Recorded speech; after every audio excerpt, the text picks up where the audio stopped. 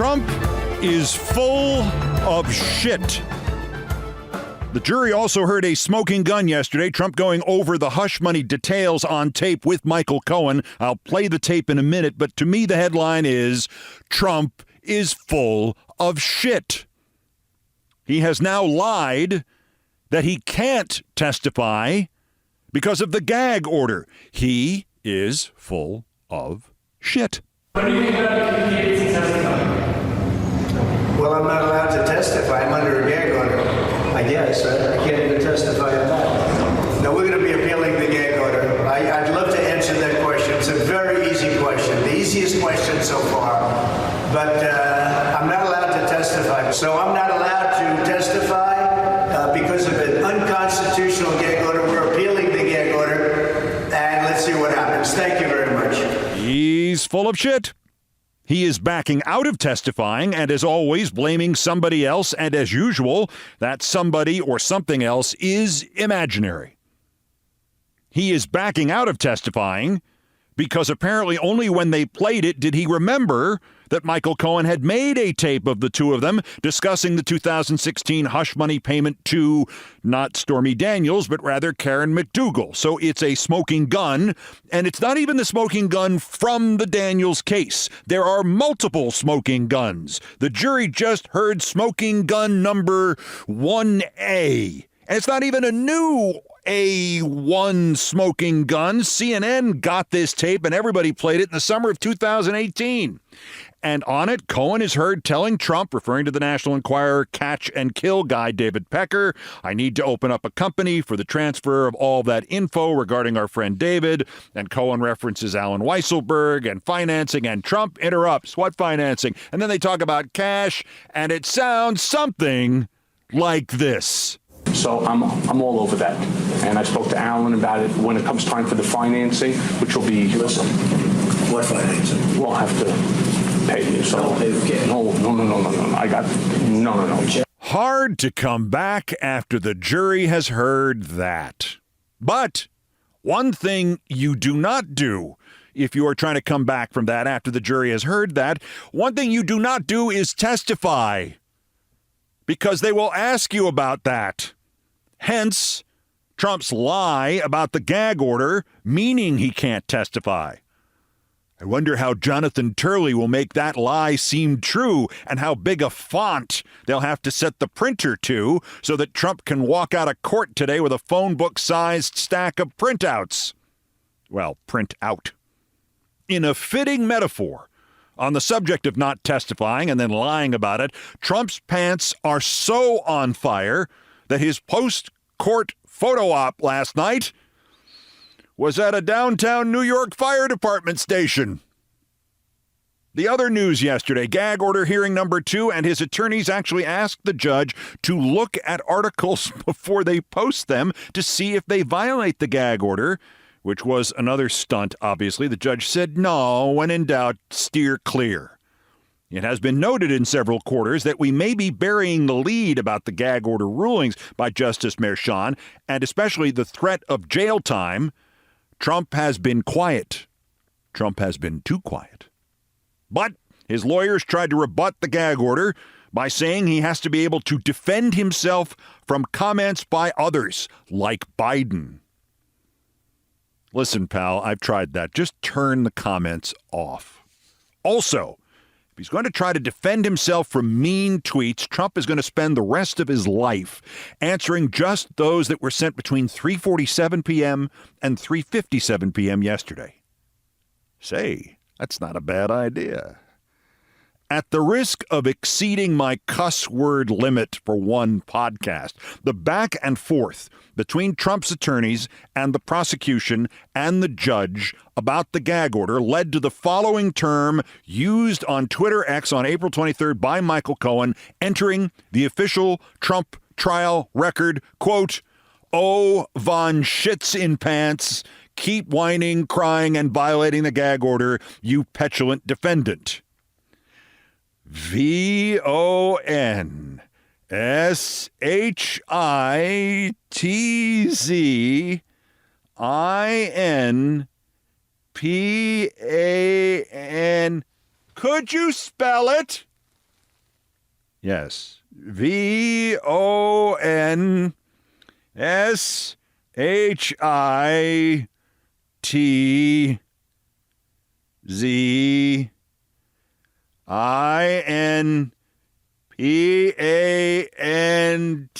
I'm sorry. I'm going to have to get a piece of paper and a pencil and write all this down. That's a very old joke from a British radio series called The Goon Show. There were 2 laughs in court. During the afternoon break, drowsy J. Trump posted, "Contrary to the fake news media, I don't fall asleep during the crooked DA's witch hunt, especially not today. I simply close my beautiful blue eyes sometimes, listen intensely, and take it all in." 2:05 p.m. 3:43 p.m., Just Security's Adam Klasfeld reports he fell asleep again. And lastly, from Maggie Haberman of the New York Times, the first time I have ever empathized with the defendant. Quote, Trump left the courtroom squinting strangely at Lawrence O'Donnell, the MSNBC host, as he did. Today, for once, we are all Trump.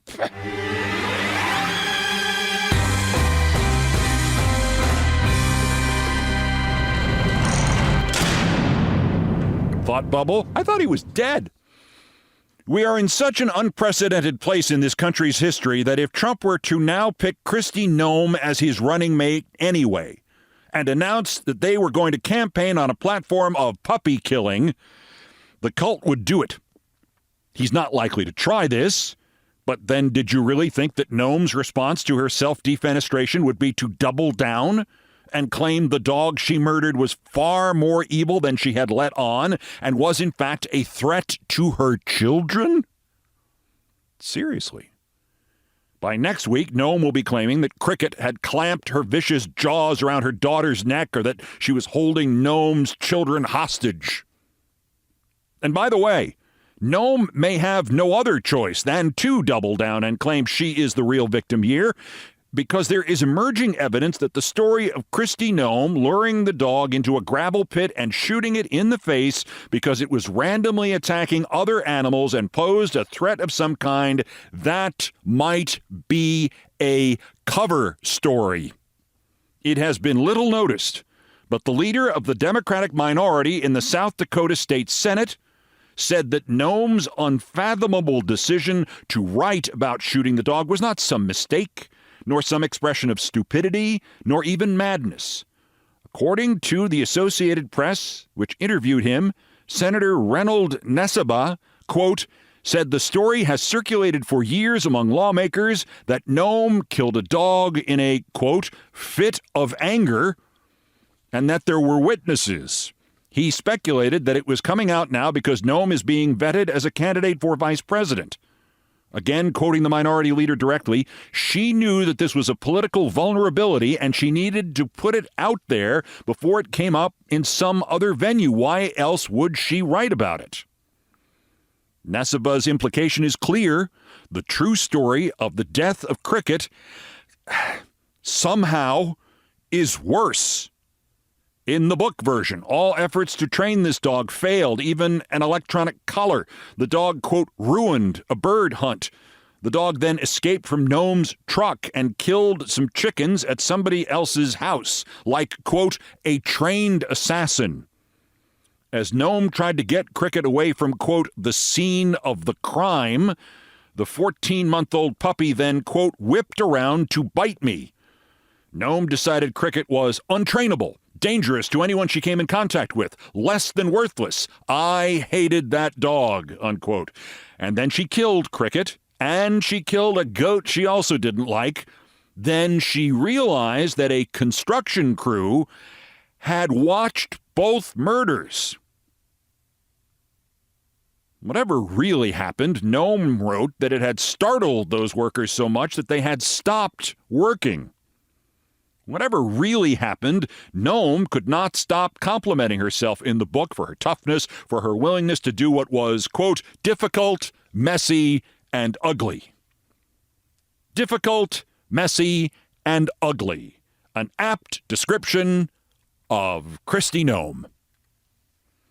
The excerpt from the book was found by the newspaper The Guardian a week ago.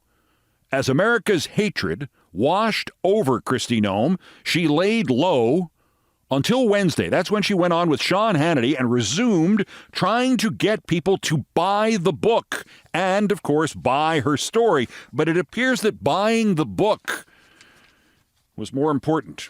But her story has now changed. Cricket was no puppy. She was a working dog and 14 months old. And that Cricket was untrained, while that wasn't Kristi Noem's fault. Quote, "It was a dog that was extremely dangerous. It had come to us from a family who found her way too aggressive. We were her second chance. The day she was put down was a day that she massacred livestock." Livestock. Chickens. Massacred. But of course, killing animals is just a first step, and then you're Ted Bundy, aren't you, Governor? Quote, "Livestock that were part of our neighbors. She attacked me, and it was a hard decision." That was Wednesday night. By Thursday afternoon on social media, Noem thought she saw an out. "I had a choice between the safety of my children and an animal who had a history of attacking people and killing livestock. I chose my kids." Okay, when I said that by next week she'll be claiming Cricket had clamped her vicious jaws around her daughter's neck or that she was holding Noem's kids hostages, that was wrong and unfair. Noem is still scheduled to be on Face the Nation on Sunday. By then, she'll be claiming Cricket had bitten the kids or holding them hostage. This woman still thinks she is going to get away with this. 3 postscripts. 1, George Conway notes that, at least today, there is a Humane Society shelter that is literally a half-an-hour drive from the Noem farm. 2, I don't know what the other version that the minority leader hinted at might be. We know she killed a dog and a goat on the same day within minutes of each other. I do note with horror that in the book, Noem really details the timeline. She kills Cricket, she kills the goat, the construction workers see it, then her daughter gets home and asks, "Where's Cricket?" Why such specificity in the timeline? Maybe the version in the book is changed not in what happened to Cricket, but changed in the area of the witnesses. Maybe her daughter had already gotten home from school. Or maybe this was not the first animal Noem had murdered. And point number 3, I don't know how many fascist commentators have actually defended Noem. If Trump picked her, it would be 100%. But right now, that psycho Michael Knowles has. Most of them have ignored it or did a what about it with President Biden's dog Commander biting the Secret Service guys, or did the, "Sure, this is bad, but Kamala Harris, am I right?"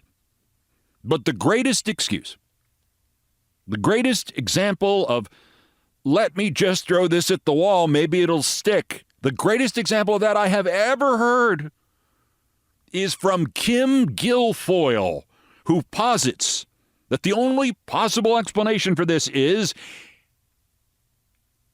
the story is true, but it wasn't supposed to be in the book, and somebody wishing to harm Kristi Noem slipped it into the book, and Noem didn't know. I just can't imagine that, because there's a forever home for all animals. I don't know what happened.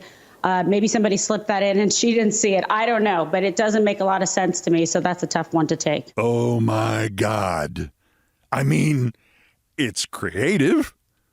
It's the first time I've ever heard Kimberly Guilfoyle be creative, and I've known her for nearly 20 years. One would assume, though, that if it were possibly true, that would require that the story of the murder of Cricket not be true, and that Noem would deny that she shot Cricket. But that's not the excuse Guilfoyle has come up with. Guilfoyle is not doubting that Noem, who is a friend of hers, by the way, she's not doubting that Noem murdered the dog. She just thinks somebody who knew sneaked the story into the book without Noam checking the true story. Maybe it was one of the construction worker witnesses who sneaked it into the book. Maybe it was Noam's daughter getting revenge.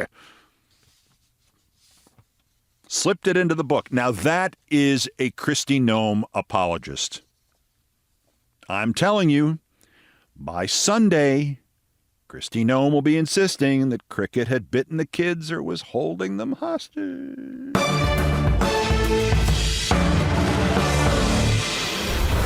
Also of interest here, a survey in late March, so like 5.5, 6 weeks ago at the latest, indicated that among issues mattering the most to America's college students, the Palestine-Gaza-Israel conflict came in at 2%.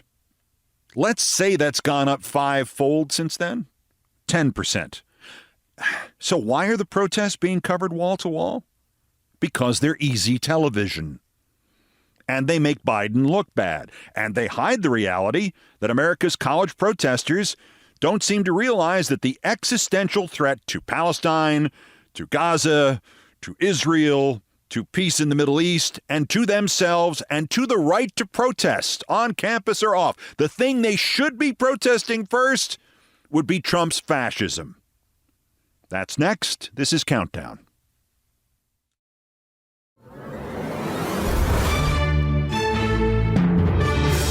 The president yesterday insisted the right to protest is not also a right to chaos. He also insisted, no, he will not send the National Guard in anywhere. Morons. No, Joe Biden did not say morons. I've thrown that in. I'm saying it for him. Because the coverage of the pro-Palestinian and anti-pro-Palestinian and pro-Israel and anti-pro-Israel protests is both hysterical and lousy. And the protests themselves are, well, this question, where is this kind of enthusiasm and urgency on college campuses about the existential threat to democracy in this country? Where are the takeovers protesting Trump and his plan to, end all women's health rights, to send minority groups to concentration camps, to not admit refugees from Gaza, and to reinstitute his Muslim ban, among 10,000 other things that directly affect those who are protesting right now? Where is that?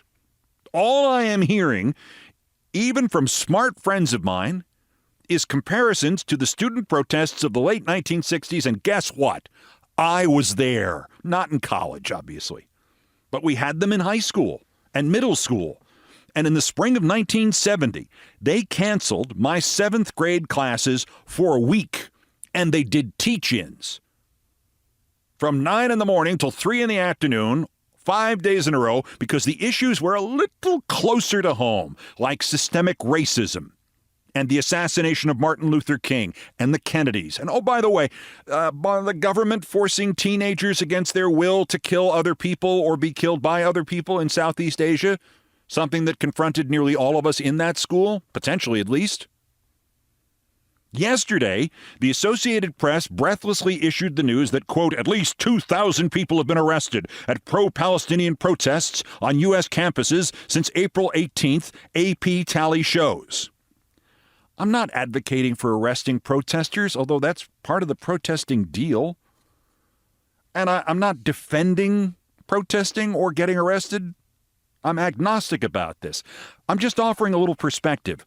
2,000 since April 18th is a little under 1,000 a week, more or less. Unlikely to continue at that rate, but just for perspective. For FBI statistics for the last decade or so, there have been a little under 1,000 arrests per week for forgery and counterfeiting.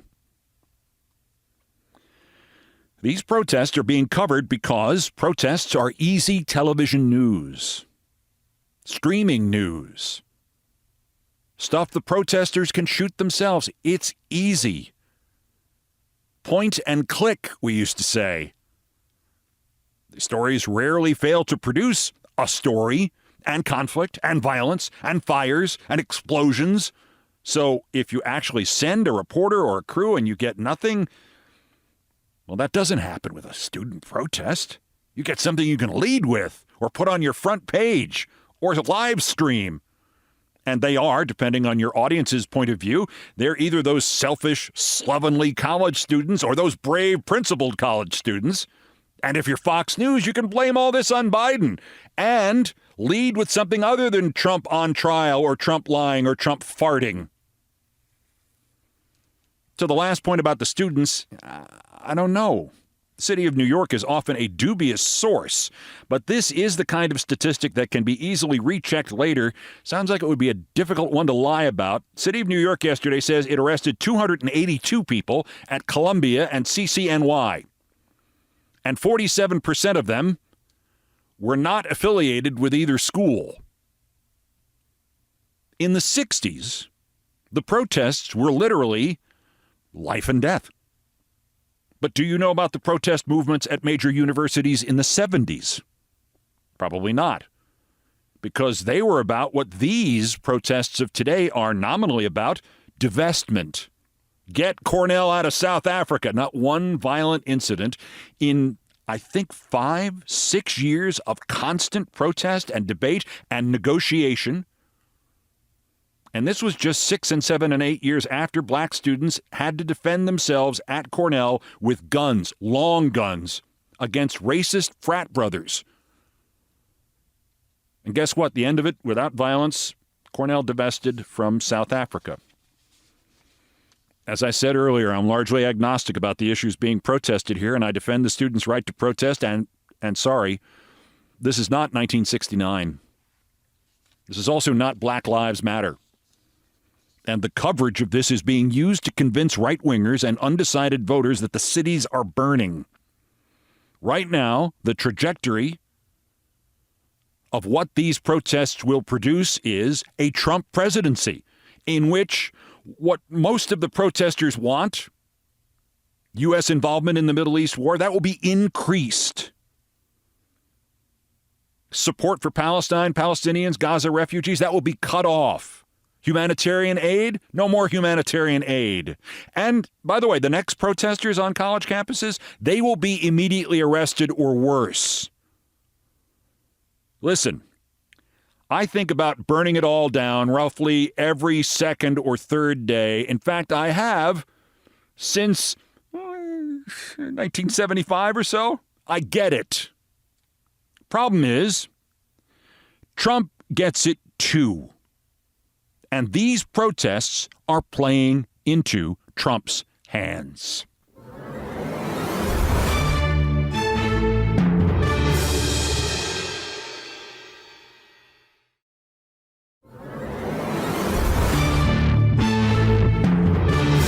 To the number one story on the countdown, and it's Fridays with Thurber, and only occasionally did the great American humorist bend towards the supernatural.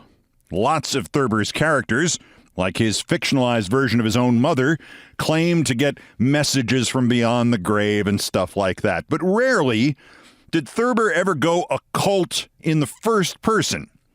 This is not true in one of my all-time favorites of his stories, The Black Magic of Barney Howler, in which a slight accent turns into something that is just right up against the line of being actually a little scary, but still hilarious. The Black Magic of Barney Howler by James Thurber. It was one of those hot days on which the earth is uninhabitable, even as early as 10 o'clock in the morning, even on the hill where I live under the dark maples. The long porch was hot, and the wicker chair I sat in complained hotly. My coffee was beginning to wear off, and with it, the momentary illusion it gives that things are right and life is good. There were sultry mutterings of thunder. I had a quick feeling that if I looked up from my book, I would see Barney Howler. I looked up, and there he was, coming along the road, lightning playing about his shoulders, thunder following him like a dog. Barney is, or was, my hired man. He is strong and amiable, sweaty and dependable, slowly and heavily confident. But he is also eerie. He traffics with the devil. His ears twitch when he talks, but it isn't so much that as the things he says. Once in late June, when all of a moment sabers began to flash brightly in the heavens and bowling balls rumbled, I took refuge in the barn. I always have a feeling that I am going to be struck by lightning and either riven like an old apple tree or left with a foot that aches in rainy weather and a habit of fainting. These things happen. Barney came in not to escape the storm to which he is, or pretends to be, indifferent, but to put the scythe away. Suddenly he said the first of those things that made me, when I was with him, faintly creepy. He pointed at the house. "Once I see this boat come down the rock," he said. It is phenomena like that of which I stand in constant dread. Boats coming down rocks.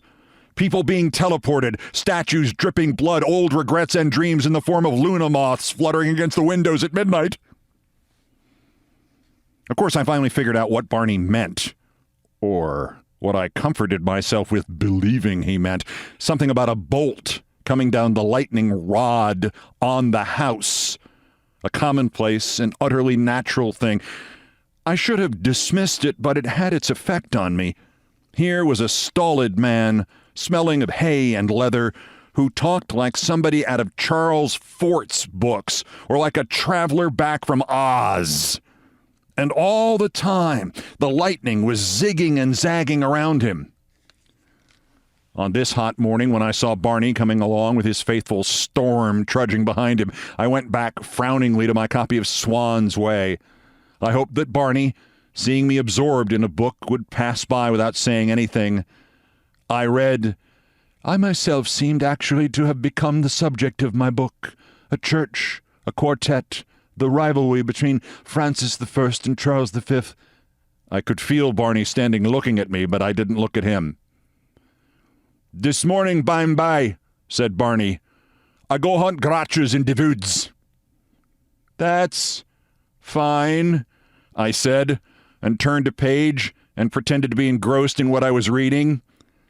Barney walked on. He had wanted to talk some more, but he walked on. After a paragraph or two, his words began to come between me and the words in the book. "Bime by, I go hunt gratches in de woods." If you are susceptible to such things, it is not difficult to visualize gratches. They fluttered into my mind. Ugly little creatures about the size of whippoorwills, only covered with blood and honey and the scrapings of church bells. Gratches. Who and what, I wondered, really was this thing in the form of a hired man that kept anointing me ominously in passing with abracadabra? Barney didn't go toward the woods at once. He weeded the corn. He picked apple boughs off the lawn. He knocked a yellow jacket's nest down out of a plum tree. It was raining now, but he didn't seem to notice it. He kept looking at me out of the corner of his eye, and I kept looking at him out of the corner of my eye. "What time is it, please?" he called to me finally. I put down my book and sauntered out to him. "When you go for those gratches," I said firmly, "I'll go with you." I was sure he wouldn't want me to go. I was right. He protested that he could get the gratches himself. "I'll go with you," I said stubbornly. We stood looking at each other, and then abruptly, just to give him something to ponder over, I quoted, "I'm going out to clean the pasture spring. I'll only stop to take the leaves away, and wait to watch the water clear, I may. I shan't be gone long, you come too." It wasn't, I realized, very good abracadabra, but it served. Barney looked at me in a puzzled way. "Yes," he said vaguely. "It's 5 minutes of 12, I said, remembering he had asked. "Den we go," he said, and we trudged through the rain over to the orchard fence and climbed that, and opened a gate and went out into the meadow that slopes up to the woods. I had a prefiguring of Barney at some proper spot deep in the woods, prancing around like a goat, casting off his false nature, shedding his hired man's garments, dropping his Teutonic accent, repeating diabolical phrases, conjuring up gratches. There was a great slash of lightning and a long bumping of thunder as we reached the edge of the woods. I turned and fled. Glancing over my shoulder, I saw Barney standing and staring after me. It turned out, on the face of it, to be as simple as the boat that came down the rock. Grotches were crotched saplings, which he cut down to use as supports under the peach boughs, because in bearing time they become so heavy with fruit that there was danger of the branches snapping off. I saw Barney later putting the crotches in place. We didn't have much to say to each other. I can see now that he was beginning to suspect me, too. About 6 o'clock next evening, I was alone in the house and sleeping upstairs. Barney rapped on the door of the front porch. I knew it was Barney because he called to me. I woke up slowly. It was dark for 6 o'clock. I heard rumblings and saw flickerings. Barney was standing at the front door with his storm at heel. I had the conviction that it wasn't storming anywhere except around my house. There couldn't, without the intervention of the devil or one of his agents, be so many lightning storms in one neighborhood. I had been dreaming of Proust and the church at Cambrai, and Madeleines dipped in tea, and the rivalry between Francis I and Charles V. My head whirled, and I didn't get up. Barney kept on rapping. He called out again. There was a flash, followed by a sharp splitting sound. Now I leaped up. This time I thought, he is here to get me. I had a notion that he was standing at the door barefooted, with a wreath of grape leaves around his head and a wild animal's skin slung over his shoulder. I didn't want to go down, but I did. He was, as usual, solid, amiable, dressed like a hired man. I went out onto the porch and looked at the improbable storm now on in all of its fury. This is getting pretty bad, I said meaningly. Barney looked at the rain placidly. Well, I said irritably, what's up? Barney turned his little squinty blue eyes on me. We go to the GAG now and become warbs, he said. The hell we do, I thought to myself quickly. I was uneasy. I was, you might even say, terrified. But I determined not to show it. If he began to chant incantations, or to make obscene signs, or if he attempted to sling me over his shoulder, I resolved to plunge right out into that storm, lightning and all, and run to the nearest house.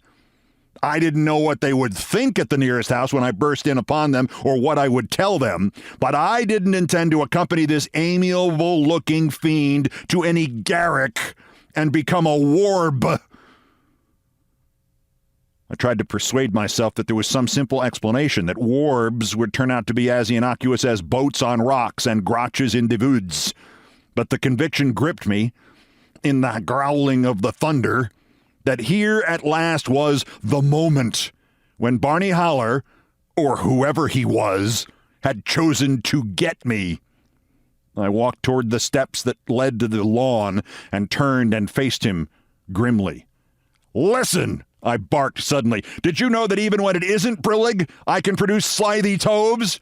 Did you happen to know that the Momrath never lived that could outgrade me? Yeah, and furthermore, I can become anything I want to, even if I were a warb. I wouldn't have to keep on being one if I didn't want to. I can become a playing card at will, too. Once I was the jack of clubs, only I forgot to take my glasses off and some guy recognized me. Barney was backing slowly away toward the petunia box at one end of the porch. His little blue eyes were wide. He saw that I had him. I think I'll go now, he said, and he walked out into the rain. The rain followed him down the road. I have a new hired man now. Barney never came back to work for me after that day. Of course, I figured out, finally, what he meant about the garrick and the warbs. He had simply got horribly mixed up in trying to tell me that he was going up to the garret and clear out the wasps, of which I have thousands. The new hired man is afraid of them.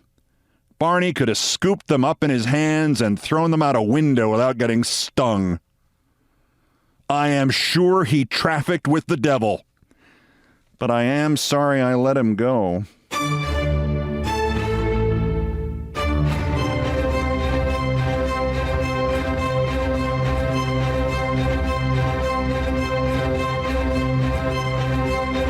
I've done all the damage I can do here. Thank you for listening. Countdown musical directors Brian Ray and John Philip Chanel arranged, produced, and performed most of our music.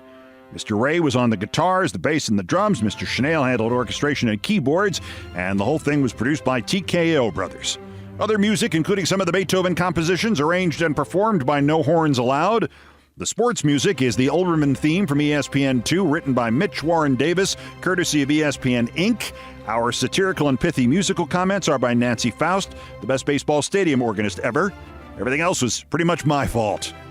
So that's Countdown for this, the 187th day until the 2024 presidential election, and the 1,214th day since defendant Jay Trump's first attempted coup against the democratically elected government of the United States. Use the justice system, use the mental health system, use the not regularly given elector objection option, use the Donald the Walrus no sleepies bit to stop him from doing it again while we still can. The next scheduled countdown is Tuesday. Bulletins as the news warrants. Till then, I'm Keith Olbermann. Good morning, good afternoon, good night, and good luck.